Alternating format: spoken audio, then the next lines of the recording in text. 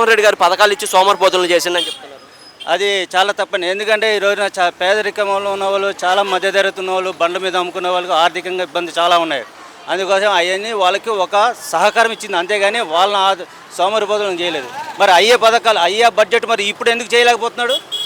అదేంటే ఏంటంటే ఓడ దాటేందుకు ఓడ మల్లన, ఓడ దాటినట్టు బోడి మల్లన అన్నట్టు ఈరోజు ప్రజల్ని గొర్రెల్ని చేసి ప్రతాపం చేస్తున్నాడు అంతే. సార్ మరి పవన్ కళ్యాణ్ ఆ రోజు గెలిపించండి దగ్గరుండి చేస్తానన్నారు, మరి ఈరోజు ఆయన కూడా బాధ్యత తీసుకోవాలి. నేను సనాతన ధర్మము ఇవన్నీ మాట్లాడుతున్నాడు. సనాతన ధర్మం కాదు, బాధ్యత తీసుకొని ఏమైతే సూపర్ సిక్స్ హామీలు ఆయన నెరవేర్చే బాధ్యత అతను కూడా తీసుకోవాలి. అతను బాధ్యత తీసుకోలేనప్పుడు రిజైన్ చేయాలంతే. మరి ఖజానా ఖాళీగా ఉంది, అందుకే ఇవ్వలేము. అచ్చెన్నాయుడు కూడా అదే అంటున్నారు. ఖజానా ఎందుకు ఖాళీగా ఉంటుందండి? ఎందుకు ఖాళీగా ఉంటుంది? వీళ్ళు అన్నీ దోచేసుకుంటారు. ఖజానా ఎందుకు ఖాళీగా ఉంటుంది? అన్ని ప్రైవేట్ పరం చేసినప్పుడు ఎందుకు ఖాళీగా ఉంటుంది? అన్ని గవర్నమెంట్కి రావాల్సిన ఆదాయం అంతా ప్రైవేట్ పరం పోయినప్పుడు ఎందుకు ఖాళీగా ఉంటుంది? ఖాళీగానే ఉంటుంది. ప్రైవేట్ పరం పోయినప్పుడు ఇంకా ఖజానాకి రాదు, డబ్బులు రావు. మరి దాని బాధ్యత ఎవరిది? ముఖ్యమంత్రిది.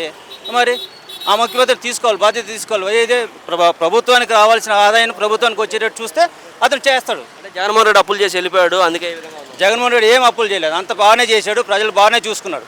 సార్ అమరావతి అన్నారు, 20 లక్షల ఉద్యోగాలు అంటున్నారు. అమరావతి కాదు, అది కమరావతి. అది అంతే. అది